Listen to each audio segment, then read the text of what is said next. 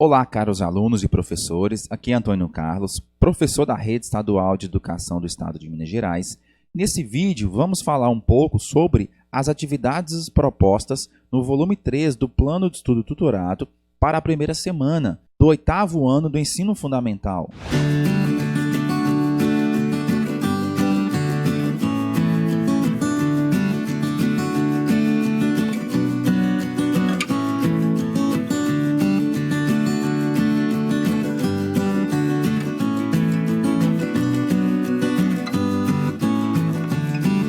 Pessoal, se inscrevam no canal, ative o sininho da notificação, deixe sua curtida e também o seu comentário com a sua dúvida se você tiver.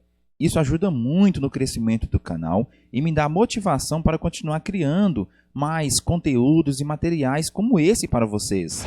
Depois de você ter lido o conteúdo apresentado no Plano de Estudo Tutorado, ter assistido a aula no programa Se Ligue na Educação e também ter visto o meu vídeo sobre esse assunto, é a hora de vocês testarem os seus conhecimentos. E lembre-se que as pesquisas e consultas são sempre permitidas e bem-vindas para que você possa realizar com sucesso essas atividades. Então vamos lá? Atividade número 1. Comente a afirmação. Uma ordem mundial é sempre provisória. Bem, pessoal, uma ordem mundial realmente é sempre provisória, porque ela é muito dinâmica, pois mesmo que dure um século ou até mais, com o passar do tempo, vão ocorrer mudanças que podem transformar toda a configuração do poder internacional. Por isso, uma ordem geopolítica mundial é uma situação de curta duração. E essa configuração do poder, em termos internacionais, dos níveis de relação econômica, diplomática, militar, entre os países, se configuram de acordo com o momento que está vivendo aqueles países. E normalmente se define uma ordem mundial pela presença de uma ou mais grandes potências mundiais na relação de poder no mercado internacional. Para as questões 2 e 3, nós temos um mapa da divisão do mundo bipolar de 45 até 1991. De acordo com esse mapa, nós temos aqui na cor verde os países capitalistas ricos, na cor cinza nós temos aqui países capitalistas pobres, na cor próximo aqui de vermelho, nós temos países socialistas e na cor próxima a rosa, nós temos países alinhados à URSS e na cor branca, nós temos então países não alinhados. Bom, atividade 2. O que esse mapa revela sobre as áreas de influência estadunidense e soviética na Europa e no restante do mundo até 1991? Bem, pessoal, nós sabemos que os Estados Unidos representavam o capitalismo e a União Soviética, a URSS, representando diretamente a Rússia, pregava a prática do socialismo e surgiram então como duas grandes potências lá no final da Segunda Guerra Mundial. E elas comandaram as relações de poder em uma ordem que nós chamamos de bipolar. Bi vem de dois, polar vem de polos, dois polos de influência todas as áreas, política, econômica, militar, social, cultural, tecnológica. Então esses dois países representavam dois polos de poder e de influência sobre os demais países do mundo. E essas duas potências viviam um sistema social e econômico totalmente oposto. Cada um tendia a defender o seu sistema, os Estados Unidos o capitalismo e a Rússia o socialismo. E eles ditaram relações entre os países europeus e do mundo, a partir então da segunda metade do século XX, chegando até 1991. Essa ordem bipolar representa o período que nós conhecemos como Guerra Fria, e os países estavam alinhados a esses sistemas. Os países eram capitalistas ou socialistas ou não alinhados, nenhum sistema e nem a outro, países neutros.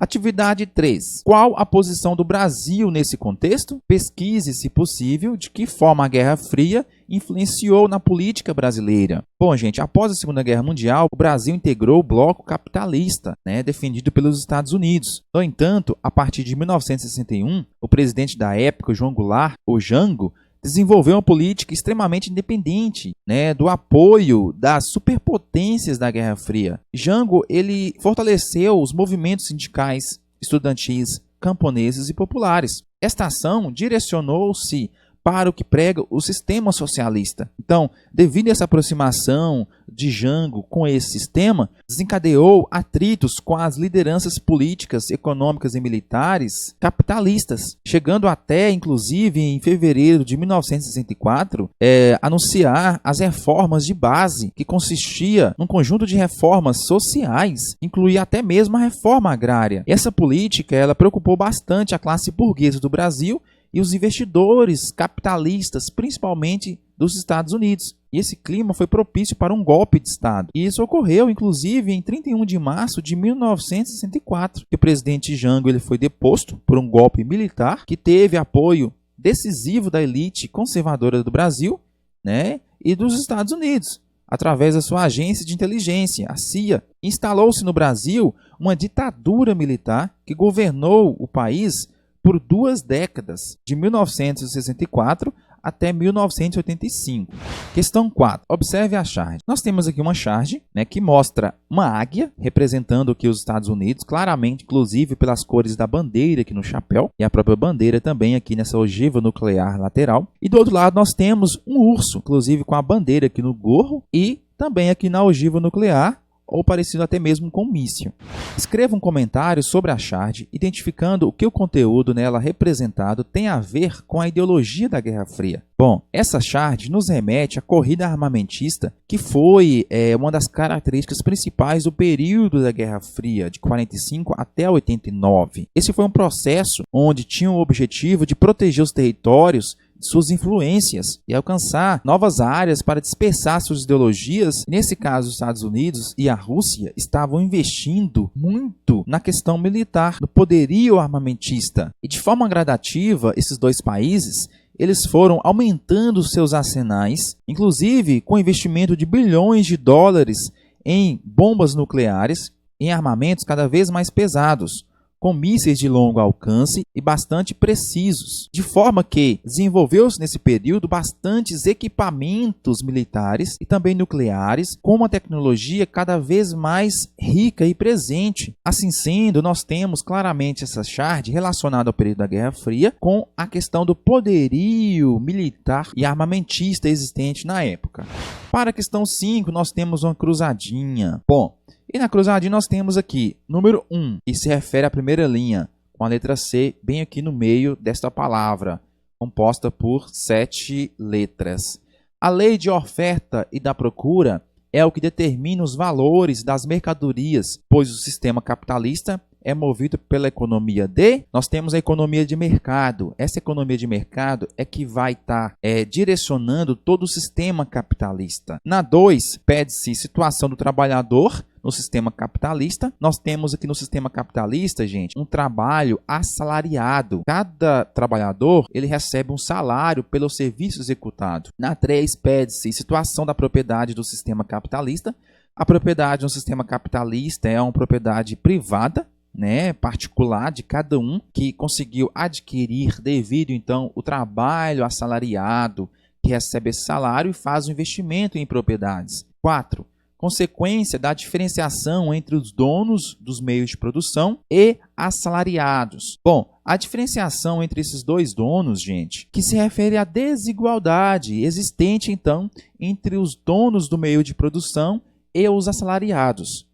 Já na 5, é uma fase do capitalismo caracterizada pela introdução de máquinas movidas a vapor e pela divisão de tarefas.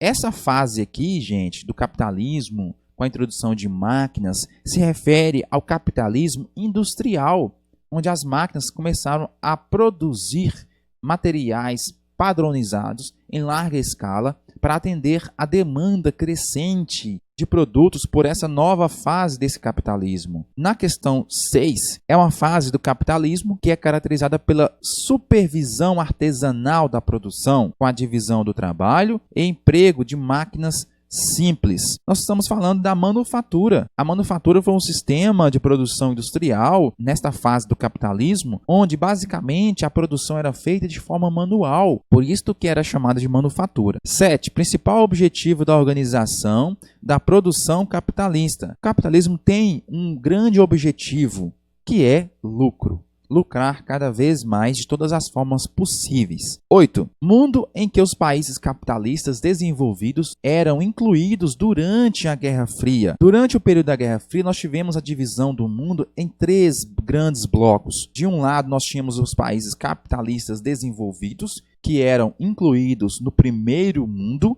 os países socialistas, segundo mundo, e os países capitalistas subdesenvolvidos, terceiro mundo.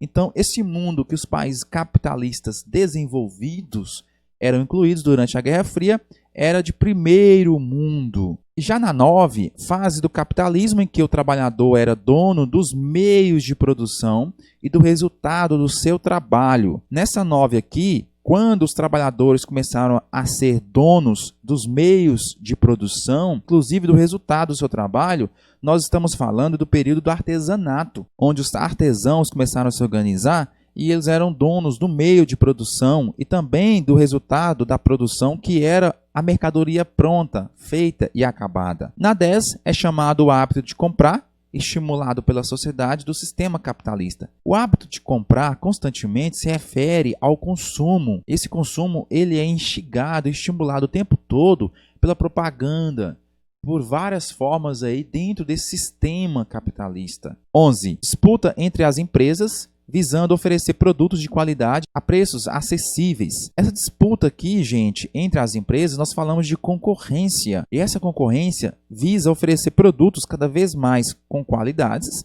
e uma disputa de preços e com uma qualidade maior para os seus clientes, então acirrando essa concorrência entre as empresas. Bom, caros alunos e professores, esse foi o vídeo explicativo com a sugestão de respostas para as atividades propostas no volume 3 do Plano de Estudo Tutorado para a primeira semana do 8º ano do ensino fundamental. Pessoal, vou deixar de sugestão um vídeo sobre o conteúdo e outro sobre a correção das atividades propostas para essa semana. Meu forte abraço e meu muito obrigado.